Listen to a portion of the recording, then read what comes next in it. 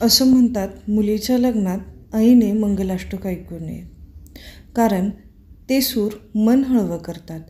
जी मुलगी लहानाची मोठी होते, खेळते, बागडते, ती जेव्हा सासूरवाशीण व्हायला निघते तेव्हा त्या मुलीला देखील माहेरचे पास सोडणे अवघड असतं. एक उंबरठा ओलांडून दुसऱ्या घरात प्रवेश करताना ती देखील कावरीबावरी होते, पण जेव्हा झाल हा विधी करण्याची वेळ येते तेव्हा कोणतीही आई आपला हुंदका आवरू शकत नाही. वपू म्हणतात तसं सासरी मुलगी सजवली जाते पण रुजवली जात नाही. हे लिहिण्याचं कारण म्हणजे आपल्याकडे लग्नात विहीण म्हणण्याची पद्धत आहे. ही विहीण म्हणजे मुलाची आई. मुलाच्या आईला माझी मुलगी तुमच्या पदरात घालते, तिचा सांभाळ करावा, ही केली जाणारी विनंती म्हणजेच विहीण. मुलीची पाठवणी करताना डोळे का पाणवतात माहिती आहे का? कारण तिने घरात घालवलेले प्रत्येक क्षण डोळ्यासमोर येतात. तिच्या गळ्यातील मंगळसूत्र हे ती आता परक्याचे धन झाले आहे हे सूचित करते. मग या भावना शब्दात व्यक्त करणे सोपे आहे? पण तरीही एका आईचं हृदय हे समजण्यासाठी आई होणं गरजेचं असतं. म्हणून तर वपू म्हणतात, भावना व्यक्त करायला शेवटी शब्द कमी पडतात तेच खरे. एका डोळ्यात आनंद तर दुसऱ्या डोळ्यात मुलीचा विरह हे असून देखील ती विहीणबाईंना विनंती करते ते या गीतातून. ओटीत घालती मुलगी विहीणबाई, सांभाळ करावा तिची विनवणी पायी. एका ठराविक वयानंतर आई मुलीची मैत्रीण होते. तिला जन्म देताना ज्या कळा सोसाव्या लागतात त्याही ती सोसते, कारण ही मुलगी म्हणजे ती तिच्या स्वतःला बघत असते. काळजाचा तुकडा जेव्हा सासरी पाठवायचा असतो तेव्हा मन गलबलतेच. तो घालवलेला कोणताही क्षण परत येत नसतो. आई आणि मुलीच्या त्या सहवासाची किंमत होऊ शकत नसते. पण असं आहे ना, तुम्ही आई म्हणून मुलीला कितीही जीव लावला तरी एक दिवस तो पाठवणीचा क्षण येतोच. अमाप सुख देऊन जाणारी मुलगी विहीणबाईच्या पदरात घालताना त्या आईची अपेक्षा इतकीच असते. ज्या स्त्रीला देखील एक मुलगी आहे ती माझ्या मनातील ही गोष्ट नक्कीच समजू शकते, कारण ती देखील वधूमायच आहे.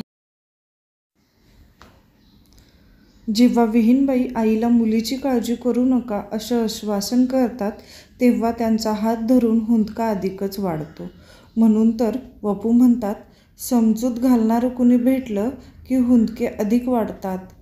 मी पदर पसरते जन्मदायिनी आई, सांभाळ करावा हीच विनवणी पायी. आईच्या पोटात किती प्रेम साठलेलं असतं याचा अंदाज कधीच लावता येत नाही. जेव्हा मुलगी सासरी निघते तेव्हा जावयाच्या हातात तो हात बघितला की तिला मुलीचे ते लहानपणीचे दिवस आठवतात. त्या आठवणी डोळ्यासमोर येतात. आईचा हात धरून दुडूदुडू चालणारी मुलगी आता संसारात पदार्पण करणार हे बघून नवीन घरात आईच्या रूपात असणाऱ्या विहीणबाईशी ती मनातलं एक गुज व्यक्त करते. बघा, वपू म्हणतात, ओढ काय असते ते जीव लावल्याशिवाय कळत नाही. मुलगी म्हणजेच त्यांची सून ही किती प्रेमळ आहे हे आईला माहीत असतं. पण त्याहीपेक्षा माहेरी लाडाकोडात वाढली असल्यामुळे तिला आता माझी आठवण कधीही आली तरी तुम्हीच माझ्या जागी राहून प्रेम द्यावं ही विनवणी आई करते. तुम्हीच यापुढे तिच्याशी माझी ठाई, सांभाळ करावा हीच विनंती पायी. ही विहीण कधीही ऐकली तरी डोळ्यात अश्रू येतात. कोणत्याही आईसाठी मुलीची पाठवणीची वेळ म्हणजे साऱ्या जुन्या आठवणी जाग्या होतात. आई आई म्हणून मागे मागे कळणारी कळी आता उमलली हे आई ओळखून असते. म्हणून तर सासरी जाताना आईचा हात सोडवत नाही. तुम्ही तुमच्या आईशी कितीही भांडलात तरी जेव्हा लग्न होऊन सासरी जायची वेळ येते तेव्हा आईच्या गळ्यात पडून मन मोकळे होते. वपू म्हणतात, श्वास आणि सहवास विकत घेता येत नाही. बरोबर आहे. घरी आल्यावर मुलीच्या वस्तू या तिच्या आठवणी जाग्या करतात, पण तिचा सहवास देऊ शकत नाही. तसंच मुलीला देखील आईची आठवण आली तर ती फोनवर बोलू शकते, पण त्यावेळी प्रत्यक्ष सहवास तिला मिळत नाही. मला तर वाटतं जेव्हा लग्नाला काही दिवस बाकी असतात आणि बॅग भरायची वेळ येते, तेव्हा कधी आईकडं कधीही पाहिलं तरी तिच्या नजरेला नजर देता येत नाही, कारण आपलेच डोळे पाण्याने भरलेले असतात. ती आपली सगळं देत असते, पण एक असा क्षण येतोच जेव्हा तिच्या कुशीत शिरून रडावंसं वाटतं.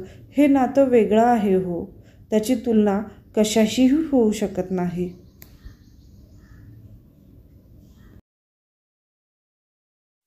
मुलीच्या पाठवणीच्या वेळची एका आईची अवस्था किंवा तिच्या मनाची व्यथा तुम्हाला कशी वाटली हे कमेंट करून नक्की सांगा.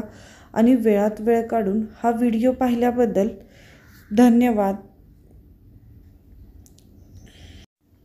जर अजून तुम्ही या चॅनलला सबस्क्राईब केलं नसेल तर प्लीज चॅनलला सबस्क्राईब करा, लाईक करा आणि शेअर करा.